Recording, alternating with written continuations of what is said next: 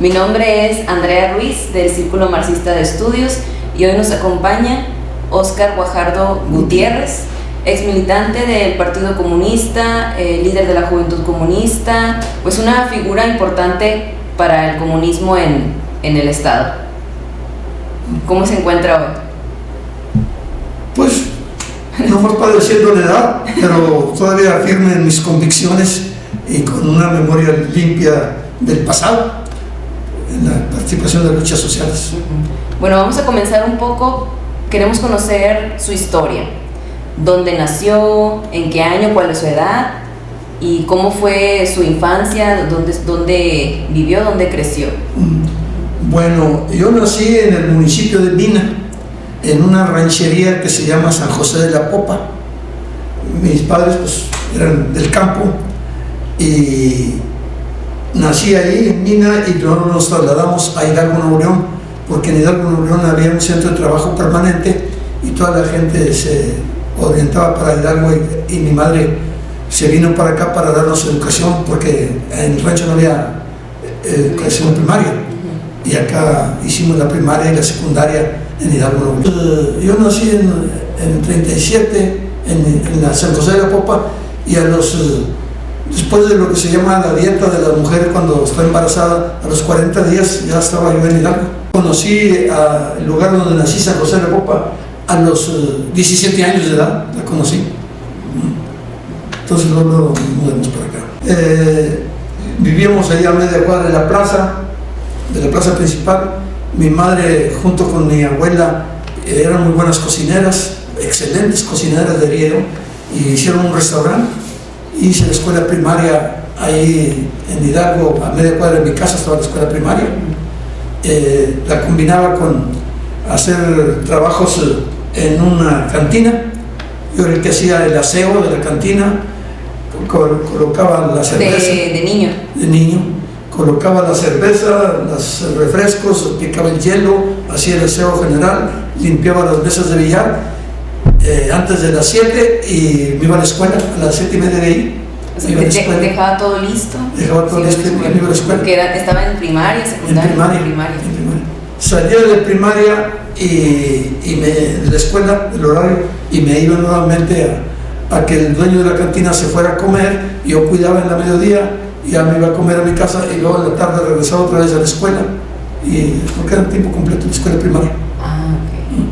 Bueno, antes de seguir, ¿me puede platicar un poco de la historia de sus papás, de sus padres? Mi padre era un campesino istlero, pues se dedicaban a la talla del liste, de la lechuguilla, y pues le gustaba el trago, y mamá era una persona muy trabajadora y siempre se jaló por acá, y entonces se separaron por la misma situación de que papá quería estar en el rancho y mamá quería que llegaras por acá.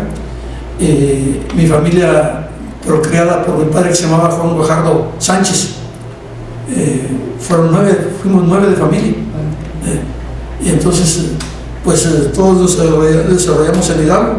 Tuve un hermano, el primero mayor, que se llamaba Gustavo Guajardo, que según esto era muy bueno como estudiante y trabajaba con un doctor en un laboratorio que tenían el doctor, porque las medicinas antes se hacían ahí mismo en el laboratorio. Y entonces en un accidente falleció quemado a los 15 años, mi hermano Gustavo.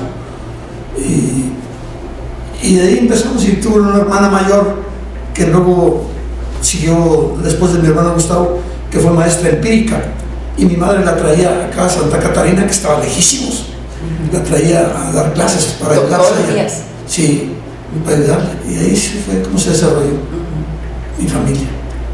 ¿De sus abuelos? Mi abuelo no lo alcancé a conocer porque por ahí tengo la fecha, no la recuerdo ahorita.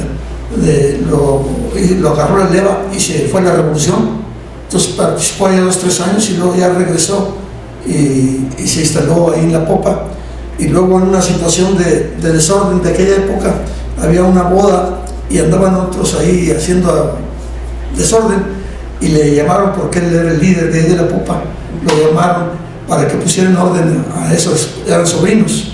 Y se puso ahí, se levantó de la cama para ir eran las 2-3 de la mañana, y les llamó la atención y andaban disparando ahí con los Mauser en la boda, eso, y les agarró los Mauser para quitarlos y le dispararon y lo mataron a mi abuelo ahí en ese los sobrinos. En un festejo. Sí, pero él no andaba en festejo. Él fue a quitarles. Pero ¿en dónde sucedió todo eso? ¿Dónde se en San José de la Popa. San José de la Popa. En San José de la Popa. Ahorita, quizás luego te dé los datos porque soy malo para la memoria, pero hoy tengo el momento del fallecimiento de mi abuelo. Incluso parece que está el acta donde se levantó por la policía de Mina, que se trasladaron para levantar el cuerpo de mi abuelo. Entonces su abuelo era villista. Pues no sé si sería carrancista o villista, pero participó en la revolución. Sí, ahí están las fotografías. Okay. Y usted ya de adolescente, ¿cómo vio el lugar en el que creció? ¿Cómo era el contexto del municipio? Pues mi madre, como decía yo, era una persona muy trabajadora, que tenía su restaurante, fue la que nos mantuvo. Ella le ayudó a mi abuelita, que se llamaba Exiquia, porque de ella aprendió muchas cosas en la cuestión de la cocina. Y siempre estuvo cuidándonos a nosotros, mi madre, y nos traía para acá y para allá, ahí en el municipio.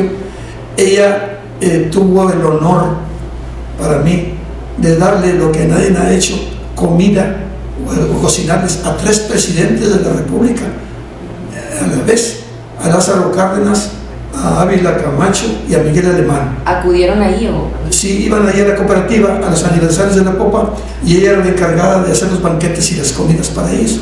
Y entonces ella les cocinó a Cárdenas, a Ávila Camacho y a Miguel Alemán. ¿Estaban en campaña? ¿Iban de paso? Pues Cárdenas ya había salido, Ávila Camacho también estaba en campaña, Miguel Alemán. ¿Y cuál era el estilo de comida que...? No, mi madre hacía todo tipo de comidas, cuestiones de carnes adobadas para conservarlas, cabritos en todas las formas, moles en todas las formas, tamales en todas las formas, y todo lo de que se en aquella época. Por eso como regional. Sí, regional. Entonces, dentro del contexto, ¿cómo eran los vecinos?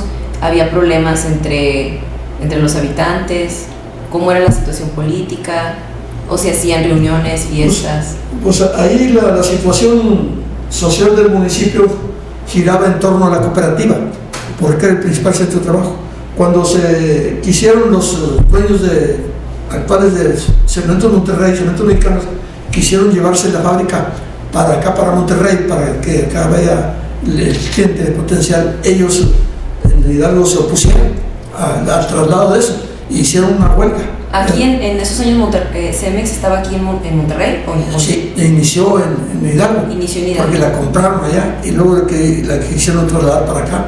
Estamos hablando de 1905 más o menos. Y entonces cuando se hizo ese centro de trabajo, toda la gente de ahí del pueblo, del campo, que eran labriegos, se trasladaron a trabajar a la empresa, porque ahí había la garantía de un sueldo y de un trabajo permanente. De campesinos, sí, pasaron a trabajar en la fábrica de obreros.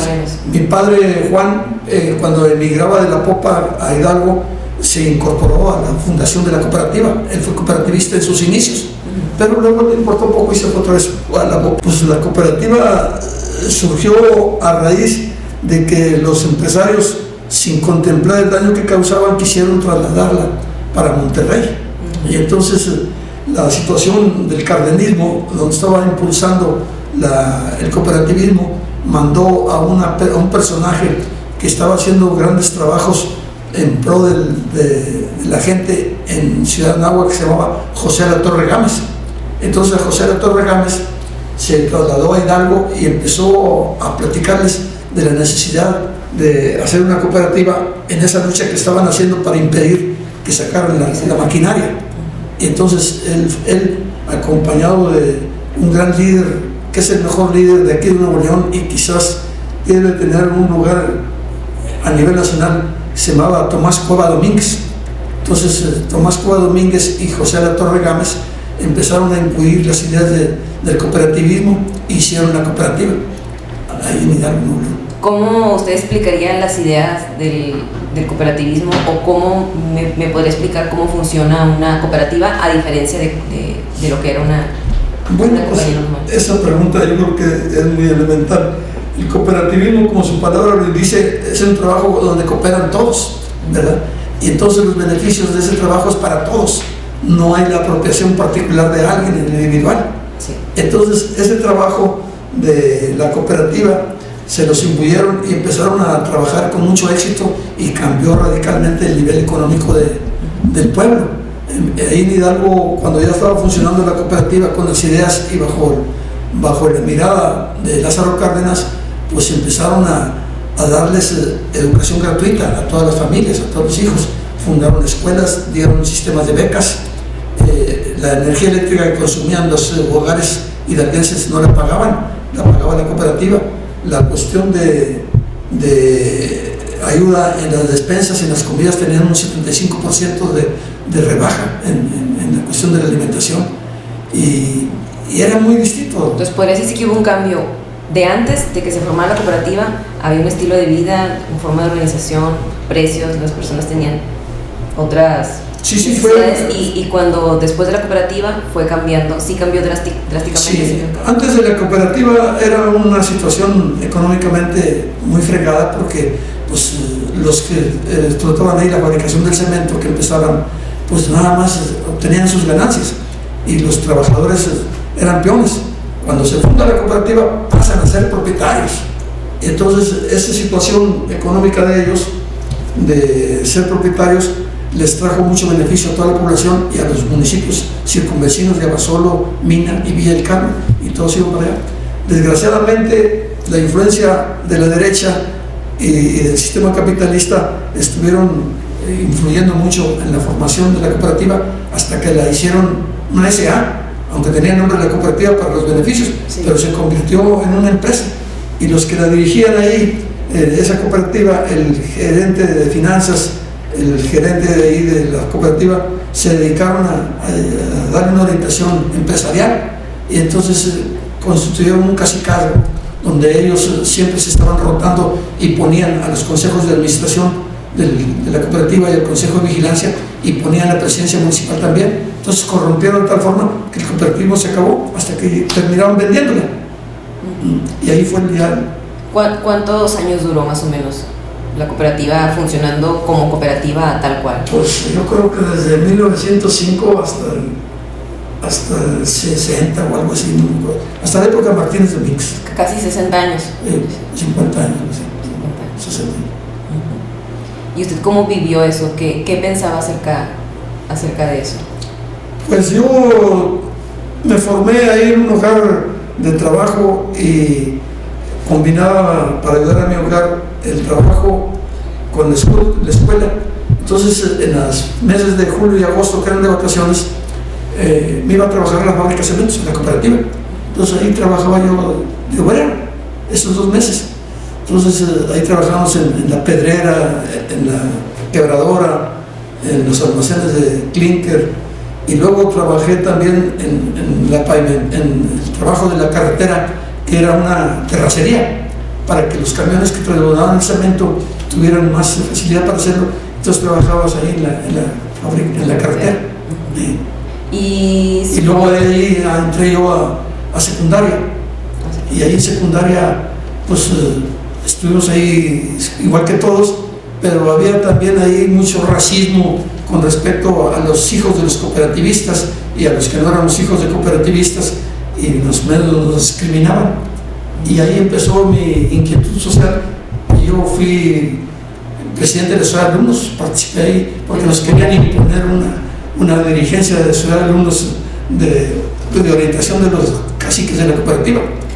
Ya cuando estaba el caciquismo, sí, era cuando se estudiaba la cuestión de la discriminación. Sí, ya estaba. ¿Y en prepa? Entonces terminamos ahí la Sociedad de Alumnos, yo fui presidente de la Sociedad de Alumnos, y luego ahí hubo una influencia, o había en aquella época una influencia de la educación de acá de Monterrey, donde a todas las familias que habían graduado a sus hijos de 6º año, nos mandaban cartas dándonos media beca para estudiar en academias de comercio. Y entonces, como no teníamos nosotros en mi hogar facilidades para sostener el estudio, pues optó mi madre por mandarme a la Academia de Comercio. Entonces me inscribí yo en la Academia de Comercio, pero no iba conmigo esa cosa. Y la otra opción era estudiar en la normal como maestro, porque ahí a los 2 años ya te ayudaban económicamente, pero no iba conmigo ser maestro. Y entonces estudiamos ahí 6 meses en la Academia de Comercio, y yo no me quise, y me salí porque no me gustó. Y un compañero de estudios conocido, se llamaba Juan Manuel Salazar, que era vecino mío, él se fue a México a estudiar al colegio militar, nos escribíamos, me explicaba cómo estaba allá, y me fui para el colegio militar, y allá empecé a estudiar la carrera de las armas.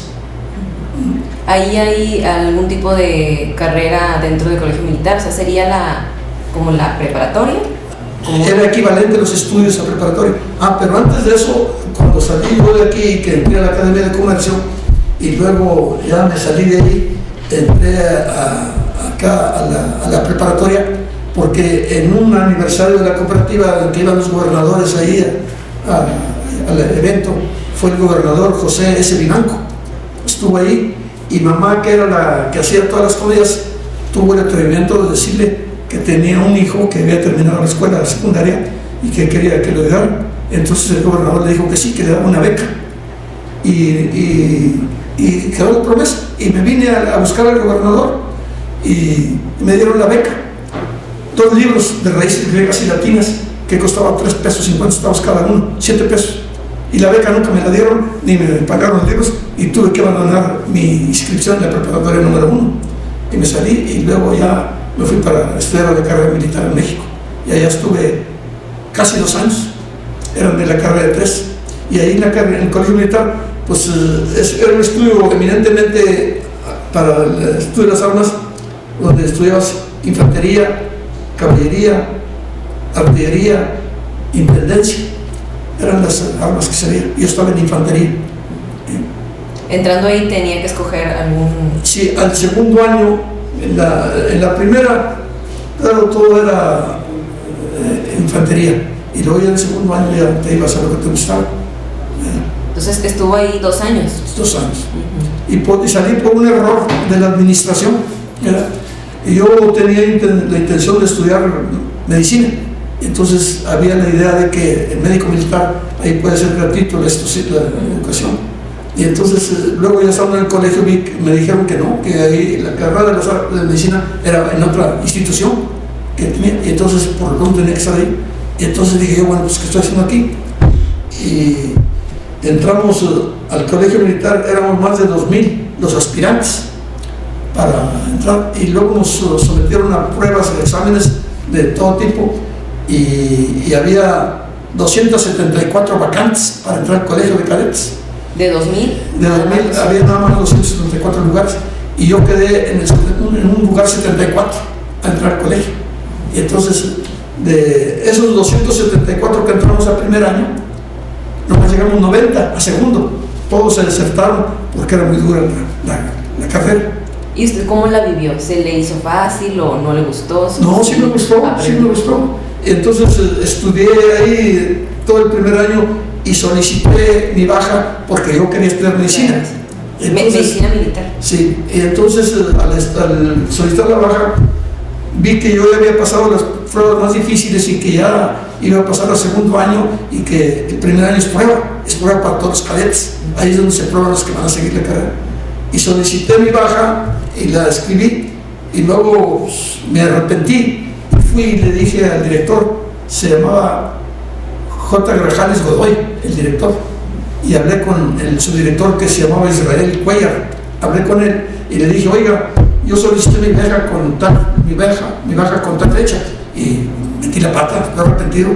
Y dijo, eso es lo que estamos viendo, usted tiene un récord muy bueno, entonces no tiene por qué darse de baja.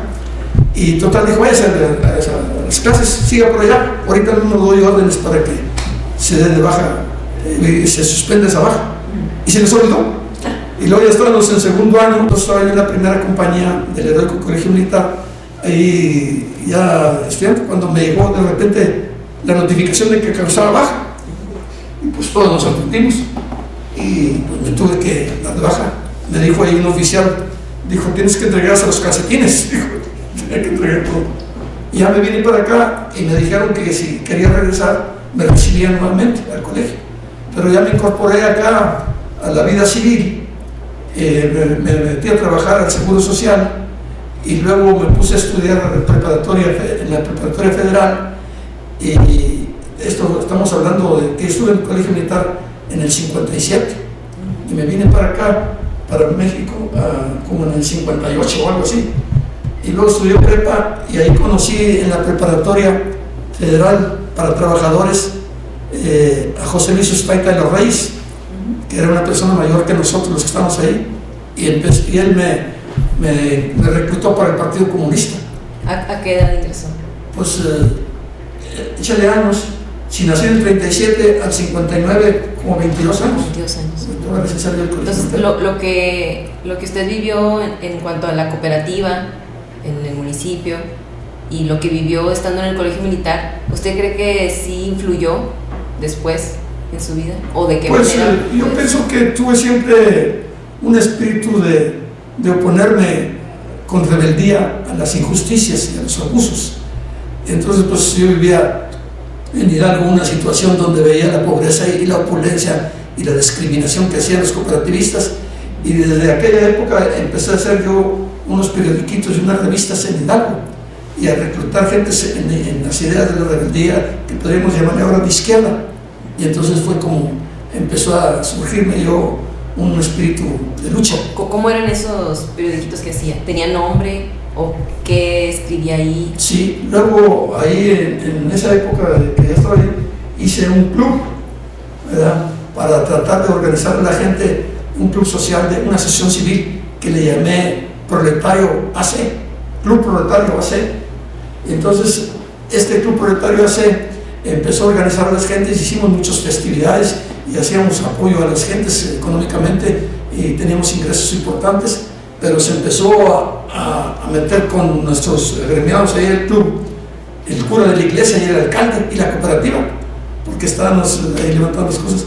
Y entonces hasta el periódico El Norte nos entrevistó para que le cambiáramos el nombre al Club Proletario, porque les molestaba el nombre. Y no, seguimos ahí hasta que pues, terminó la vida del Club Proletario. Y ahí hice yo un periodiquito que se llamaba Claridades, ahí en Italia. Y otro que se llamaba La Bola o algo así, no recuerdo el nombre. ¿Y cuánto duró el periodiquito publicándose? Pues varios meses, como un año. ¿Y era usted solo o tenía...? No, tenía ahí el apoyo de amigos míos ahí, que ya casi todos fallecieron, ¿verdad? Estaban ahí. Y también me llevaba yo compañeros de acá de Monterrey, donde andaba yo acá ya en la cuestión de la prepa, a Hidalgo, para que nos ayudaran. Ahí nos acompañaba en ocasiones el ingeniero Mario Curcio, que no era ingeniero, era estudiante igual, Octavio La Almocada, nos acompañaba también Eduardo Blacayer, buenísimo, otro que es doctor ahora, Sergio Enrique Garza, que vimos ahí en la lucha, eran los que me acompañaban en Hidalgo, para tratar de combatir los abusos que se hacían y la mala orientación para la cooperativa. Entonces ahí se empezó a formar. Sí, y con el antecedente del papel que había jugado Tomás Cuba Domínguez, que era un liderazazo. Él era un líder ferrocarrilero, Tomás Cuba Domínguez. Pero él era una persona que ya militaba en el Partido Comunista, fue compañero de Valentín Campa, Tomás Cueva, y los domingos sí nos visitaba a su madre ahí en Hidalgo. La visitaba y él nos llevaba a los niños de ahí del barrio a ver en mimeógrafo películas que nos transmitían. Como un cine. Sí, como un cine. Y era un cine. Y luego nos llevaba al río que estaba cerca a pasear. Entonces, desde chiquillos, él nos buscaba mucho. Ya lo tenía, los niños. Y luego él participó en la lucha de la cooperativa, cuando Lázaro Cárdenas estaba impulsando el cooperativismo y él participó directamente, pero como él no le buscaba el afán de enriquecerse, nomás les ayudaba y él residía aquí en Monterrey, en los ferrocarriles, Tomás Cueva Domínguez, y era un orador famosísimo. Yo lo acompañé a Tomás Cueva Domínguez en un meeting que hizo en el Arco de la Independencia de aquí en Monterrey, en 1961 para apoyar la Revolución Cubana. Y yo me acuerdo que ahí estaba el gential desde la Calzada Madero hasta la Alameda, y ahí andaba Américo Saldívar también, que fue otra persona que anda todavía en lucha, parece ser. Entonces, Tomás Cueva lo conocieron ustedes de muchachitos, sí, de niños, sí. ¿Y cómo siguió la relación que tenían con él? ¿Cómo lo siguió? Pues luego, ya que estuve yo acá en la preparatoria, Tomás Cueva era el que estaba al frente del Instituto Mexicano Ruso, que era una especie de biblioteca, y estaba cerca de la preparatoria, estaba en Modesto Arreola y Escobedo, algo así, y ahí íbamos frecuentemente a visitarlo y nos regalaba mucha literatura del campo socialista, y tenía muy buena... Era un centro cultural. Sí, un centro cultural. ¿Se hacían ahí eventos? Sí, hacían muchos eventos ahí para favorecer la lucha de la clase obrera, de los trabajadores. Tomás Cueva. Y Tomás Cueva tuvo una familia muy numerosa también, y la mayoría de sus hermanos, que eran personas muy inteligentes, fueron a parar ahí al grupo Cervecería, y le insistían mucho en que Tomás Cueva también se incorporara, que dejara sus ideas rojas, y él nunca les hizo caso. Y tuvo una hija mayor que se llamaba María Aurora, que para desgracia de Tomás, me decía, se casó con uno del Tecnológico, y luego los hijos de Tomás Cueva, los nietos de Tomás Cueva, se incorporaron con los tíos ahí que los estaban jale y jale para quitarles la influencia de su papá, y luego hay muchos Cuevas ahí con los Al, que eran parientes de Tomás. Pero Tomás era un hombre digno, de principios, valeroso, gran orador, una gente auténtica. En la época de Lázaro Cárdenas se organizó una manifestación en contra del gobierno del Estado, porque estaban ellos tratando de acabar con una lucha que tenían los comunistas aquí, sobre todo en la vidriera, y entonces hicieron una manifestación al centro donde se reunían todos esos burgueses o aprendices burgueses del Casino Monterrey.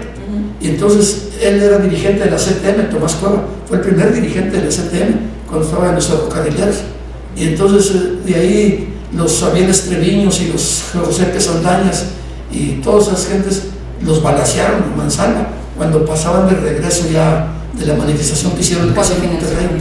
Y a Tomás Cueva le dieron un balazo aquí en la cadera, y a otro que se pegaba Quesada y Bárcenas los mataron. Y los asesinos los metieron a la zona militar, entonces unos 2 o 3 días ahí por la indignación de la gente, y luego ya los pusieron en libertad. Como si nada. Y esa fue la cuestión de Tomás Cueva. Luego Tomás Cueva, que estaba al frente del Instituto Mexicano Ruso, que tenía relación, los camaradas de la Unión Soviética lo llevaron a que lo operara allá, y allá en Rusia lo curaron. ¿Lo atendieron del ataque? Sí.